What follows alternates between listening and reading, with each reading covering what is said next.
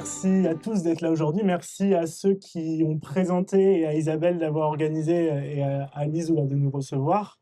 Donc maintenant que vous avez eu le préambule, je vais essayer de vous proposer un projet qui est sur le bassin versant de Lise et de Santa Reparat pour réfléchir à comment on peut, au niveau de notre territoire, en tant que citoyen, se réapproprier cette question de l'eau et de la ressource et de tout ce qui en découle. Parce qu'on a aussi évoqué le bouleversement climatique dans sa globalité. On a beaucoup de choses qui sont intriquement liées à ça. On a parlé de l'agriculture, on a parlé légèrement du feu.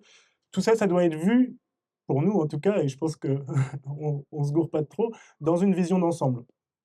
Donc le plan de paysage du bassin versant de l'Isola, on l'a appelé Tramandalagua pour essayer de partager et de gérer collectivement cette ressource. Donc ce que je vais commencer par faire, c'est une contextualisation.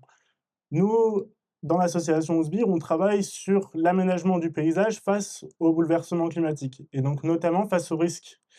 Dans la gestion des risques, on va beaucoup travailler sur le risque incendie, mais aussi sur le risque inondation. Et ici, sur la commune, on sait qu'on a eu des grosses inondations en 2000, en 2015, en 2019, en 2022, et qu'on en a ponctuellement des nouvelles qui reviennent.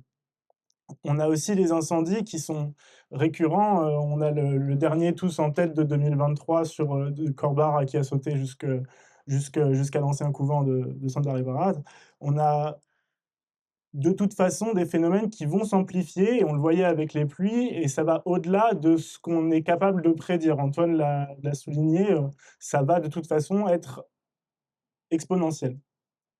En parallèle de ça, on a une disparition du patrimoine vernaculaire avec l'artificialisation, mais aussi la reprise de ce couvert végétal.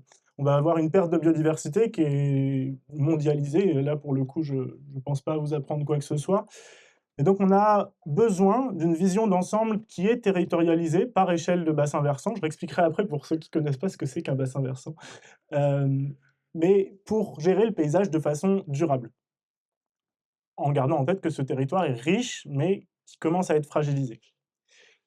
Donc, pour ceux du fond de la classe ou ceux qui n'étaient pas en cours au début, les bassins versants, c'est des unités naturelles où l'eau, elle s'écoule vers un exutoire. Il faut vraiment le voir comme une baignoire avec le trou de la baignoire au fond et le robinet qui est, pour le coup, il n'y a pas qu'un seul robinet, il y a tous les robinets du territoire qui se déversent vers un seul point. Donc en fait, pour ici, on part du Mont-Saint-Ange, on suit les crêtes, et c'est ça qui définit les zones d'écoulement, les zones de ruissellement, soit qui sont en eau toute l'année, donc des sources qui vont donner, soit simplement quand il pleut, ça va créer ce qu'on appelle des talwegs, donc des petites zones de ruissellement qui creusent. On voit souvent sur les routes en tuf ou sur les pistes ces grosses ornières, mais ça, on peut le voir à l'échelle d'un bassin versant comme étant ces zones de ruissellement. Donc nous, ce qu'on a proposé dans le cadre du plan de paysage, je vous expliquerai la démarche après, c'était de voir, plutôt que de voir à échelle communale, ce qui est beaucoup fait dans le cadre de ces projets, c'était de voir à échelle du bassin versant, donc du relief et donc du paysage. Ce qui nous paraissait plus logique pour présenter une démarche qui était adaptée à une vision individuelle. Et donc le plan de paysage, puisque j'en parle depuis tout à l'heure, qu'est-ce que c'est? Nous, on a un bon exemple parce qu'on a été la première association lauréate de cet appel à projet. Avant, c'était uniquement des communes ou des collectivités qui proposaient ça. Et donc, dans le Junsan, en 2019, on a déposé un projet qui avait, par délégation des 4 communes. Avant, une association ne pouvait pas déposer comme on a fait là en tant que porteur. Donc on a eu l'Adréal qui nous a poussé pour le faire et qui nous a dit: «Oui, quand même, ça rentre dans votre idée là, elle est intéressante, il faut que vous la mettiez en place». Donc avec Patrick et Pierre et d'autres qui sont présents là, ils ont monté ce dossier autour d'une question primordiale qui n'était pas la question de l'eau, mais qui était la question du feu, de comment gérer le risque incendie par une approche paysagère complémentaire, pardon, au service d'intervention conventionnelle. Donc, toujours sans opposer le millefeuille déjà existant, mais plutôt de voir est-ce qu'il n'y a pas des lignes qu'on peut tracer entre les feuilles et d'avoir une vision un peu plus concertée. Donc ça, c'était la question de base, et la logique de tous les plans de paysage, qui est donc un dispositif mis en place par le ministère de la Transition écologique et qui finance un diagnostic du territoire, des stratégies d'orientation et un plan d'action, c'était de définir des cellules de travail transversales, pardon, j'ai une mouche qui aime beaucoup la présentation. Donc des cellules de travail transversales avec des comités de pilotage, des groupes de travail qui ont été mis en place, des productions, des études complémentaires sur l'agriculture de montagne, sur les chemins de l'eau de Dolny-Capelle, sur des annexes cartographiques très poussées avec des modèles numériques de terrain pour ceux qui voient ce que c'est, qui permettent de vraiment définir, de revoir où étaient les terrasses, où c'était positionné, et donc de comprendre, pour répondre à monsieur, l'architecture paysanne dans le temps. Ça, on peut le voir grâce à la cartographie, grâce aux historiens aussi. Sophie, elle se cache où? Elle est là-bas. Nous fera, justement, j'en reparlerai tout à l'heure, le plaisir de travailler sur le nouveau projet. Et donc, c'était une manière de comprendre le territoire avant de proposer des solutions. Parce qu'en fait, on le dit, il y a beaucoup de solutions, mais avant de proposer des solutions, il faut bien connaître son terrain. Et sans diagnostic, sans réappropriation aussi de toute la diversité de ce qui est impliqué dans un territoire, et on sait à quel point c'est difficile d'être élu quand on sait, enfin, moi je ne suis pas, je ne peux pas encore me lancer là-dedans, mais avec l'urbanisme, la gestion des risques, enfin, c'est une diversité folle de compétences et c'est très difficile de penser à tout. Donc l'idée de proposer des méthodes, des dispositifs comme ça, c'est de mettre en place des concertations publiques et techniques qui nous permettent d'arriver à des stratégies d'orientation paysagère. Et ces orientations paysagères, ici, sur le plan de paysage du Junsan, c'était la culture du feu, donc connaître le risque, à la fois en tant qu'habitant, mais à la fois en tant que technicien aussi, de comment on intervient, comment on prépare les choses, et de connaître les parcelles à risque, par exemple. Après, il y avait la reconquête de l'eau, donc c'est pour ça qu'on a commencé un inventaire des sources autour basé sur le travail de Julien et du Pays de Balagne. C'était d'avoir une vision sur quelles sources n'avaient pas été encore sélectionnées et comment on peut, elles, les suivre au fur et à mesure. Donc là, il y a eu un premier travail aussi qui a été fait par l'association, et la gestion des espaces par l'agroforesterie. Parce qu'en fait, on s'est rendu compte, et j'espère qu'il n'y a personne qui va me dire le contraire dans la salle, que l'agroforesterie, c'était la clé de voûte de ce système. En fait, quand on réfléchit au risque, quand on réfléchit à l'eau, quand on réfléchit, il faut des arbres. Il faut des arbres dans les parcelles, il faut des arbres dans les communes, et c'est que en intégrant les arbres dans le paysage, ou alors il faut les sélectionner, parce que si vous regardez sur les parties en maquisée, il y en a pas mal, c'est de travailler avec cette ressource végétale. Faut regarder ce qu'il y a en dessous aussi, hein. Mais il y a une vraie réflexion à porter sur comment on aménage les espaces et comment on les entretient. On parlait des moutons dans les oliviers, c'est la base en fait. Sinon, ça reprend, et sinon, il faut repasser. Enfin, ceux qui nettoient leur jardin tous les ans pour les obligations légales de débroussaillement le savent. C'est un travail colossal. Et les bêtes sont là pour nous aider aussi. Donc, vous avez compris la démarche, un diagnostic du territoire, des stratégies d'orientation paysagère et un programme d'action. Sur le Junsan, il y en avait 59 actions qui étaient proposées, il y en a 32 qui étaient portées par l'association, et donc il y a aussi des actions qui peuvent être portées par d'autres acteurs du territoire qui ont déjà prévu d'engager des... On parlera tout à l'heure très rapidement de la zone agricole protégée, de l'ouverture des sentiers, il y a déjà des actions qui sont en cours. On peut aussi concevoir ça sur le long terme, c'est-à-dire que là, sur le plan de paysage du Junsan qui est terminé en 2024, il y a 18 actions qui sont soit terminées, soit en cours de réalisation. Donc il y a des actions qui vont venir après les premières, c'est normal, mais c'est toute une démarche qui projette le territoire dans 5, 10, 15 ans, avec une amélioration concertée et globale. Donc on parlait de gouvernance tout à l'heure. Très rapidement, donc le porteur, c'est l'association Ousbir, mais on a eu le soutien des communes de Lizula et de Santa Reparat officiellement pour porter ce projet.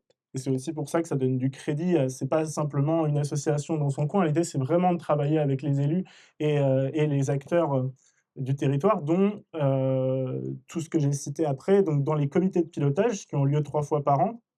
L'idée, c'est d'inviter la collectivité avec ses différents services, donc l'Office de l'environnement, l'Office hydraulique, l'ODARC, la chambre, la UE, par exemple, d'inviter la communauté de communes, d'inviter la chambre d'agriculture, l'ONF, la DTTM, donc les services de l'État, l'ADREAL évidemment, l'université et d'autres associations comme Uchirkul qui travaille déjà à l'ouverture des sentiers et sur la vallée de Palade.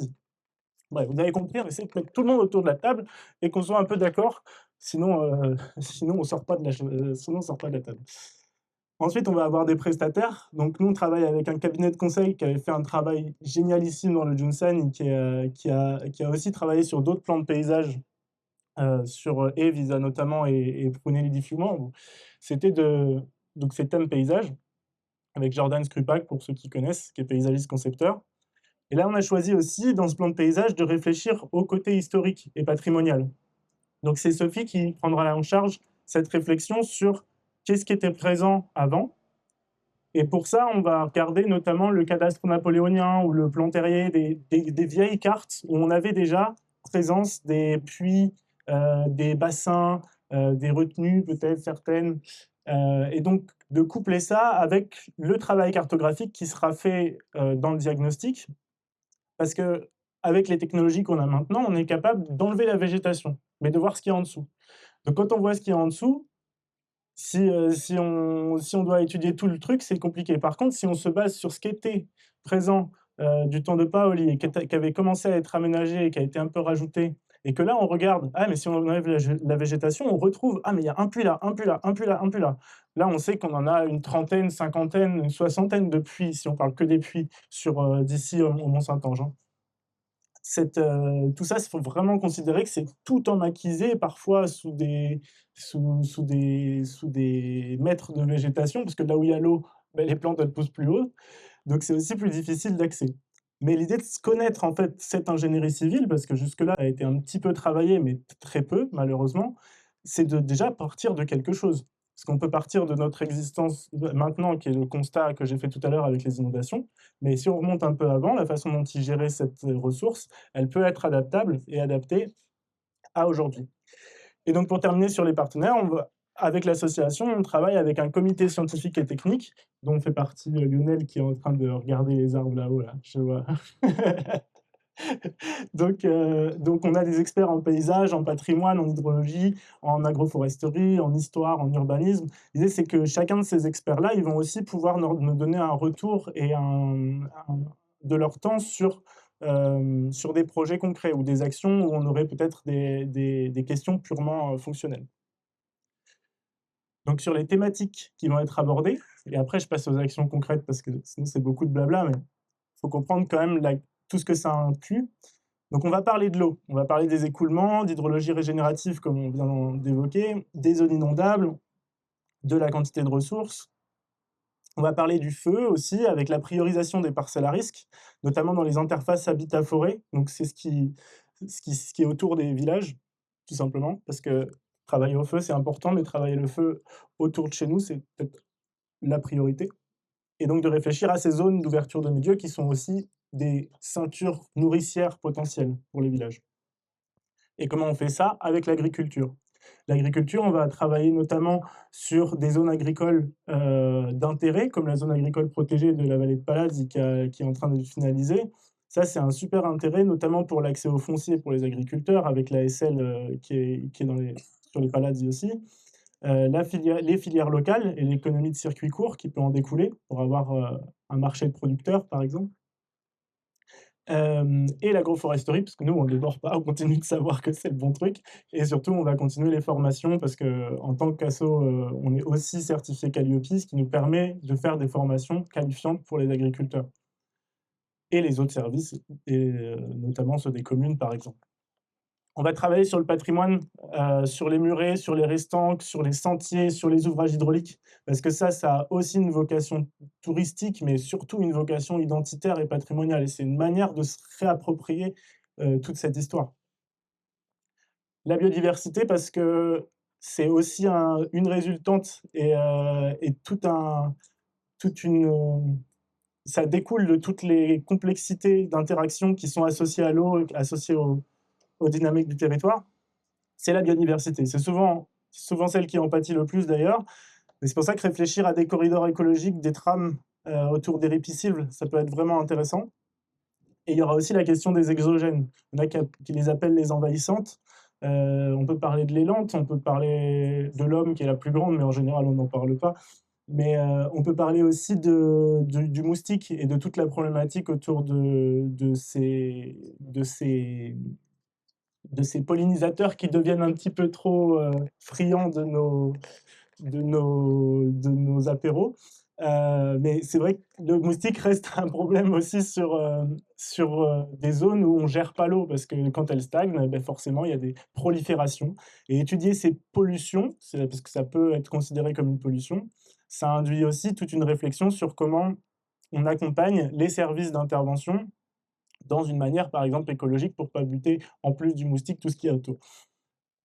Pour finir, j'ai les 2 derniers trucs, donc l'urbanisation, parce que réfléchir sur une commune comme Île-Rousse, on ne le réfléchit pas de la même manière que sur Olmicapelle, là où on a beaucoup moins de pression touristique et beaucoup moins de pression d'urbanisation, notamment sur la question des différenciations du paysage urbain avec les îlots de chaleur. Les îlots de chaleur, c'est très rapidement, quand on a le soleil qui tape, plutôt que de taper et de repartir, il va taper contre un immeuble, taper contre un immeuble, taper contre un immeuble. Ça fait effet de serre, c'est le bordel, il fait super chaud. Donc, pour lutter contre ça, il y a les îlots de fraîcheur, ça s'appelle des arbres, et qu'on peut mettre à certains endroits et qu'on devrait pouvoir accompagner la commune pour en mettre en place d'une manière réfléchie et d'une manière autonome en eau. La question de la désimperméabilisation aussi, mot compliqué, c'est comment est-ce que des zones qui sont artificialisées peuvent être, pourquoi pas, réouvertes, si le besoin s'en fait sentir. Et la dernière thématique vraiment importante des plans de paysage, c'est la concertation et c'est la place des habitants et des savoirs locaux. Vous en faites partie aujourd'hui. L'idée, c'est vraiment que nous, en tant qu'utilisateurs du paysage et du territoire, on se réapproprie ces mécaniques-là. Et c'est souvent ce que la DREAL, donc et les financeurs de ce type de projet, regrettent, c'est que c'est mis en place par des communes, il y a des activités publiques qui sont mises en place, mais il n'y a personne qui vient, et surtout, il y a pas de concret derrière au niveau des citoyens. Donc nous, c'est vraiment un appel que je referai à la fin pour dessiner, mais il faut que vous puissiez faire partie de cette démarche et que vous nous donniez aussi vos savoir-faire, vos souvenirs de comment était géré ça, comment cette source, elle coulait il y a 10 ans, et ça, c'est super important. Je vous embête pas trop avec le calendrier, mais c'est pour vous rabâcher tout ce qui va être fait. Donc on commence en 2026 par faire le diagnostic. On va faire 2 groupes de travail, un en mars sur le patrimoine, donc sur le patrimoine bâti qui a déjà été pas mal engagé avec la réflexion sur la réouverture des sentiers. On va avoir un groupe de travail sur l'hydrologie, là, purement pur et dur, donc avec, j'espère, les gens qui étaient autour de cette table aujourd'hui et plus encore, parsemé de comités de pilotage évidemment pour vérifier les lignes. Et il y aura une réunion publique sûrement en mai ou en juin, où déjà vous pourrez voir le début, le lancement du projet. Donc il y aura une réunion publique au minimum tous les ans, pour que de toute façon on vous fasse un retour et qu'on vous réinclue dans la démarche. En 2027, la concertation, les stratégies, on fait un groupe de travail sur le feu de forêt, un groupe de travail sur l'agriculture et un groupe de travail sur le foncier. Et en 2028, on va finir dernier groupe de travail sur la biodiversité, et c'est l'année pour proposer les plans d'action, mais aussi et surtout montrer les financements qu'il y a en face de ces actions. Parce que c'est souvent aussi une erreur de lister tout un panel de choses à faire, et c'est pas du tout pour t'embêter, Antoine, au contraire. C'est parce qu'une fois qu'on a listé ces actions-là, beh, qu'est-ce que ça va coûter et comment on pourra le faire avec qui? Donc ça, c'est super important de le faire avant la fin du projet, parce que sinon, tout le monde, il n'y a plus personne aux copies, il n'y a plus personne suit rien. Une fois que ça, c'est fini, qu'on a livré le plan d'action, il y a un comité de suivi-évaluation qui sera mis en place. Donc 1 an après, 3 ans après, 5 ans après, pour voir comment on a avancé sur ces actions et pour suivre réellement les acteurs du territoire qui auront des actions à engager, etc. Des actions concrètes, par exemple, qu'on va pouvoir retrouver, c'est des chantiers de restauration. Donc sur les sentiers, sur les murets, sur les bassins, sur des zones humides. On va avoir aussi des études ciblées, comme de la modélisation des écoulements d'eau pour savoir s'il pleut les 100 millimètres dont on parlait tout à l'heure au Mont-Saint-Ange, ben, combien on va avoir concrètement de débit en 30 minutes à la première bouche d'égout de l'Isola. Ça, c'est super important de le savoir parce que c'est très compliqué à définir. Et on va avoir du coup des cartographies des risques qui peuvent servir à d'autres documents réglementaires. On va avoir des inventaires de la biodiversité qui vont pouvoir être corrélés, notamment sur les exogènes. et des animations de territoire, donc forum public, formation, des ateliers avec les scolaires pour essayer d'impliquer beaucoup plus aussi les enfants dans leur vision et dans leur connaissance de ce qu'il y a autour. En plus, on peut les emmener dehors, c'est top. Et des outils communs. Donc l'idée des outils communs, c'est de pouvoir, en tant que peu importe l'acteur qu'on est, avoir le même outil que son collègue qui est dans un autre service ou dans une autre commune. Donc ça passe par des cartes, mais ça peut passer aussi par des chartes paysagères. Donc comment est-ce que collectivement, on définit une liste d'orientations qu'on veut donner à notre paysage? Mais que ce soit noté et consigné. Et des parcours pédagogiques, des sentiers, on va dire un peu aménagés pour le commun des mortels. Donc ça, c'est des exemples d'actions, mais ça peut se décliner en beaucoup plus d'actions et beaucoup plus d'orientations, suite au diagnostic, et c'est pour ça qu'il ne faut pas s'engager trop rapidement. L'important, c'est déjà de faire un état des lieux, de proposer les solutions et de voir comment on peut les mettre en place. Donc je finis pour vous redire encore, participer, ça peut être du bénévolat parce qu'on connaît bien ici. On est sur une organisation qui demande de programmer des événements, de faire de la communication, d'organiser des chantiers participatifs. On parlait très rapidement il y a effectivement des sources, on sait que si on s'y met à 10 en 2 jours, beh, on a fait le plus gros du travail et on a réduit de 90 le coût de la remise en état. Donc ça peut être vraiment des choses très faciles à mettre en place, et si vous voulez vous investir avec le sbire ou avec les communes, foncez. Hem, Ça peut être aussi très simplement, je le disais tout à l'heure, de partager vos souvenirs, vos photos, vos idées, donc sur le chemin de l'eau et les paysages, mais aussi sur, l'identité qu'on a ici sur ce bassin versant. Pour terminer, ça peut être aussi juste venir vous inscrire au groupe de travail, aux ateliers qu'on proposera, et de simplement nous faire un sourire quand on vous présente des trucs comme ça, c'est déjà beaucoup.